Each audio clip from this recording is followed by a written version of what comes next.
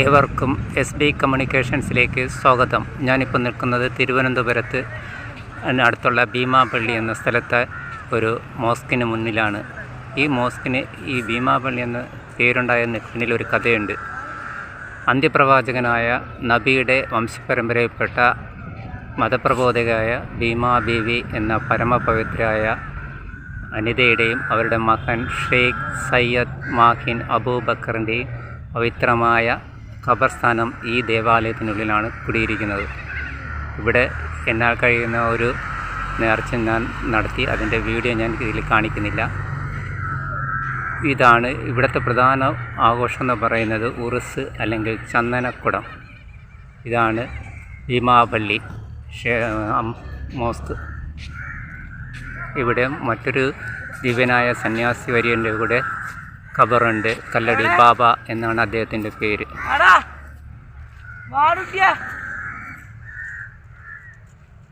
ഈ പ്രധാന കവാടത്തിന് നേരെ മുന്നിലാണ് ഭീമാ ബീവിയുടെയും അവരുടെ മകൻ്റെയും ഖബറുള്ളത്.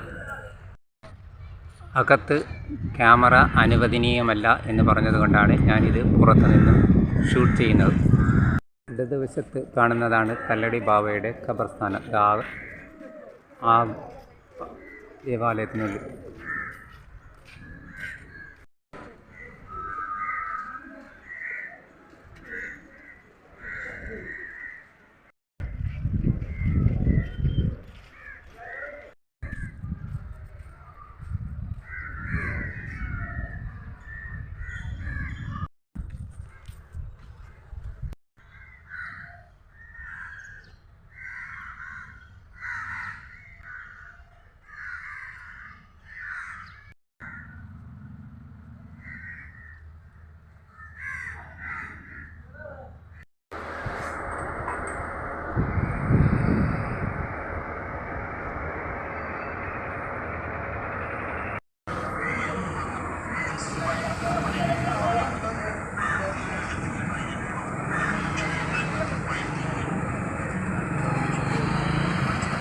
എൻ്റെ ഈ വീഡിയോ നിങ്ങൾക്ക് ഇഷ്ടമായെങ്കിൽ ലൈക്ക് ചെയ്യുക, സബ്സ്ക്രൈബ് ചെയ്യുക.